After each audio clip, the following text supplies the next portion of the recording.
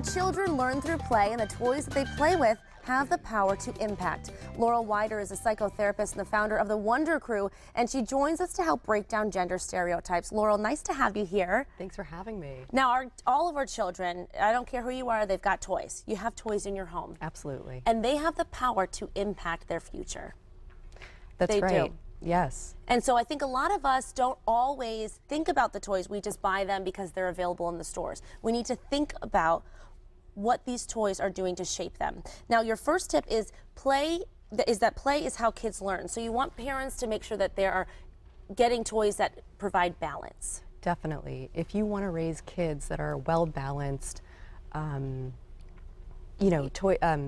Yeah, well balanced. Well, also, I think we think girls, we get the dolls and the beauty toys, and boys, we get the action figures. But we need to find a balance there. Absolutely.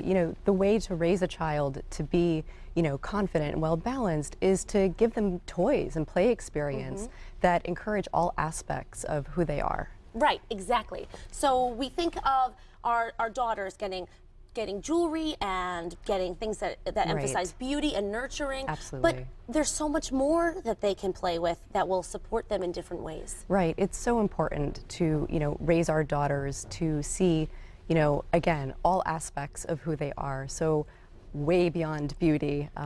For most parents, that's really not what we're trying to encourage here.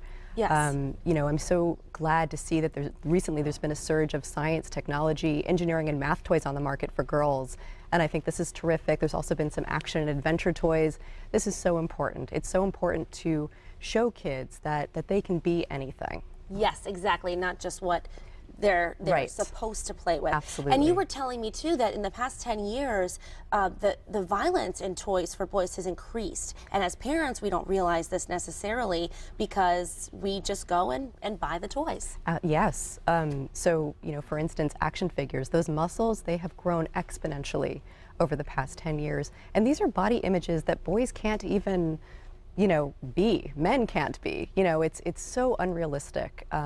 And so I think it's really important to, approach toys for boys in terms of balance and recognizing that might not always be the best option. And it's so important to get that variety in there. Right now, there aren't any toys actually that encourage emotions, feelings, connection, any of that right now for our boys.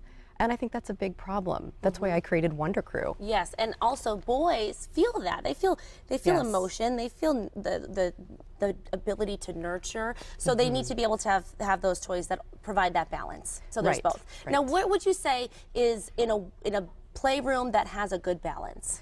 Well, I think the best example is, recently I noticed the toys just scattered all around at my son's preschool. And, they didn't have pink and blue boxes attached to them. They were just, just a smattering of Legos and blocks and dolls. And, ideally we want our kids to play with everything and anything. Ideally we're looking for interest-based, not gender-based toys. Whatever they're drawn to, let them play with it because they need to know they can be whoever they want to be. Right, right. They need that permission and that validation and encouragement. So important. So toys need to be interest-based and not gender-based. Right. So make sure we think about that when we're getting toys for the playroom in our home and for our kids' birthdays and everything that we do for them. Thanks, Absolutely. Laurel, for providing this insight, and we can kind of break down those gender stereotypes in our homes. Thanks so much for joining.